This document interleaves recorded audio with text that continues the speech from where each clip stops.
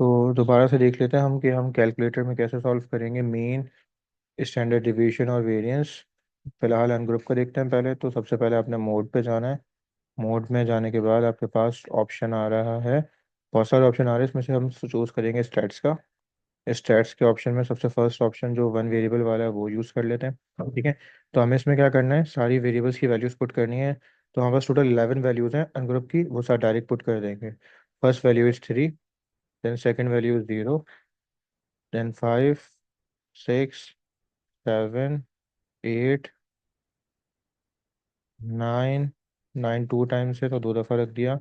Then 1, 5 and 6, total 11 values थी, 11 values put कर दी। Data में सेव हो जाएगा। इसको कैंसिल कर देंगे हम। कैंसिल करने के बाद हम जाएंगे अपने ऑप्शन पे, शिफ्ट दबा के वन पे। तो स्टैट्स के बहुत सारे ऑप्शन आ रहे हैं। टाइप का मतलब हमने वन वेरिएबल वाला काम किया तो इसलिए वो तो चूज़ नहीं करेंगे, टू डाटा हम पुट कर चुके हैं। अगर मुझे इन सब वैल्यूज़ का प्लस करना हो तो थ्री पे ऑप्शन है सम का, तो वो प्लस करके दे देगा, बट हमें उसकी नीड नहीं है। हम तो डायरेक्ट चाह रहे हैं कि हमारे पास आंसर आ जाए। तो हम फोर्थ ऑप्शन पे जाएंगे, जिसमें हमारे पास फर्स्ट ऑप्शन है एन का। एन का काम ये है कि वो बताएगा कि टोटल कितनी वैल्यूज़ हैं। वो हमें पता है कि 11 है, वो नॉर्मली काउंट कर सकते हैं। जब डाटा बहुत ज़्यादा होगा, 30-40 वैल्यूज़ का, तो हो सकता है जब हेल्पफुल रही है। सेकंड ऑप्शन है एक्स बार। एक्स बार का मतलब होता है मीन।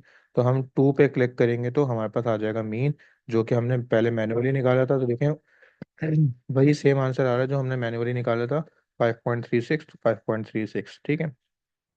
इसी का अगर मुझे वेरिएंस निकालना है या स्टैंडर्ड डिवीजन निकालना है तो कैसे निकालेंगे, शिफ्ट दबा के वन, और फोर्थ वाले ऑप्शन पे दोबारा जाएंगे। अब सेकंड ऑप्शन के बाद थर्ड ऑप्शन है हमारा सिग्मा का। अच्छा, एस वाला ऑप्शन अभी फिलहाल सेलेक्ट नहीं करेंगे क्योंकि वो है हमारा सैंपल पॉपुलेशन का, बट हम कर रहे हैं बात पॉपुलेशन की, सैंपल की डाटा की बात नहीं कर रहे। तो हम पॉपुलेशन वाले काम कर रहे हैं तो इसलिए थर्ड वाला ऑप्शन चूज करेंगे। थर्ड से जो आंसर आएगा वो आएगा हमारा स्टैंडर्ड डिविएशन का।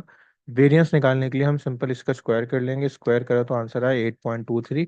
ये वही ऑलमोस्ट आंसर है जो हमने अपनी मैनुअल कैलकुलेशन से किया। मैनुअल कैलकुलेशन से इसलिए डिफरेंस आ रहा है क्योंकि डेसिमल में हमने पॉइंट्स दो दो तीन तीन यूज़ किए और कैलकुलेटर टोटल 8 डेसिमल को यूज़ करके करता है, तो इसका आंसर ज़्यादा एक्यूरेट है।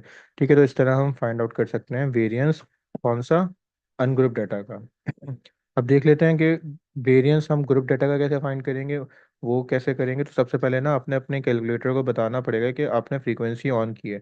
वो कैसे बताएंगे, शिफ्ट दबा के हम मोड दबाएंगे। तो हमारे पास बहुत सारे ऑप्शन आ रहे हैं, हम इससे ज़्यादा ऑप्शन देखते भी नहीं क्योंकि यूज़ भी नहीं किए। एरो से आप जब नीचे आओगे ना तो और ऑप्शन आ जाएंगे। तो आपके पास ऑप्शन आ रहा होगा फोर पे स्टैट्स का। स्टैट्स के बाद जाके आप ऑन फ्रीक्वेंसी कर दोगे ऑन। फर्स्ट पे जाके फ्रीक्वेंसी ऑन कर दी। अब हम दोबारा जाएंगे शिफ्ट दबा के वन, क्योंकि स्टैट्स के ऑप्शन पे तो हम हैं टू पे डाटा।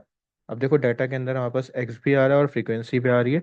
तो हम ग्रुप डाटा की फ्रीक्वेंसी और एक्स का मतलब मिड पॉइंट्स पुट करेंगे तो हमारे पास डाटा सेव हो जाएगा, ठीक है। मैं एक एग्जांपल ले लेता हूँ।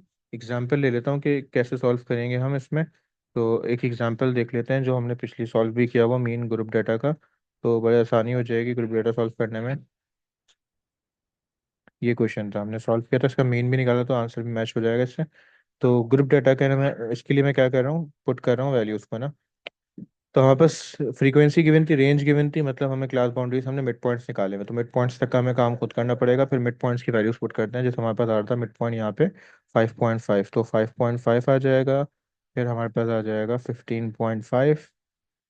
फिर आ जाएगा 25.5। और फिर आ जाएगा 35.5। सारे एक्स की वैल्यूज पुट करनी है पहले ना। फिर 45.5, ये सब मैंने वैल्यूज पुट कर दी। छोटा सा डाटा था, पांच वैल्यूज का पुट करने के बाद मैं आऊँगा फ्रीक्वेंसीज पे। एरो से ऊपर जाके फर्स्ट फ्रीक्वेंसी से पुट करना स्टार्ट करूँ। पहली फ्रीक्वेंसी मेरे पास है टू। तो टू लिख के इज इक्वल्स टू करेंगे।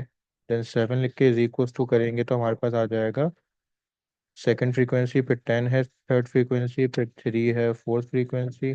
और वन है लास्ट फ्रीक्वेंसी। ये पुट करने के बाद हमारा डाटा सेव हो गया। दोबारा हम कैंसिल करेंगे और शिफ्ट दबा के वन दबाएंगे तो स्टैट्स का ऑप्शन आ जाएगा। सेम मेथड से हम टू ऑप्शन पर सिलेक्ट करेंगे तो मीन का आंसर आ जाएगा जो कि आ रहा है 22.8। ठीक है, तो तकरीबन ये राउंड ऑफ करके उसी आंसर के करीब आ रहा है 22.8। डेसिमल की वैल्यूज़ का वही फ़र्क रहता है जो हमने डिस्कस पहले भी किया। तो इस तरह हमारा 22.8 मीन आ रहा है, ठीक है। और मीन निकालने के बाद हमारे पास ऑप्शन है कि हम क्या करें, स्टैंडर्ड डिवीजन निकालें। इसका कैसे निकालेंगे, शिफ्ट दबा के वन, शिफ्ट दबा के जब वन दबाओगे तो वही ऑप्शन आएगा, 4 पे जाएंगे। थर्ड ऑप्शन है हमारा स्टैंडर्ड डिवीजन निकालने का, इज इक्वल टू करेंगे इसका स्टैंडर्ड डिवीजन आ जाएगा। हालांकि इसका बहुत लेंदी फॉर्मूला होता है, इसी का स्क्वायर करें तो हमारे पास वेरिएंस आ जाता है। ठीक है, तो ये तरीकेकार है हमारे पास वेरिएंस और स्टैंडर्ड डिवीजन ग्रुप और अनग्रुप डेटा का निकालने का।